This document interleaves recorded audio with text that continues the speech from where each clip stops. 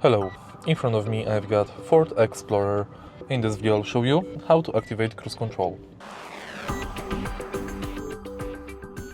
In the beginning, accelerate to desired speed. And now, once you've reached the desired speed, take a look at the left side of the steering wheel.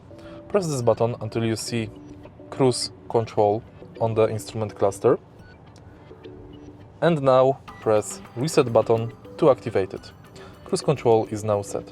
Press plus button to increase the speed, minus button to decrease it, set button to reset it, and X button to disable it. You can see that cruise control display here. You can also change distance from following car by pressing this button. To close cruise control, press this button. If you find this video helpful, please leave like, comment and subscribe.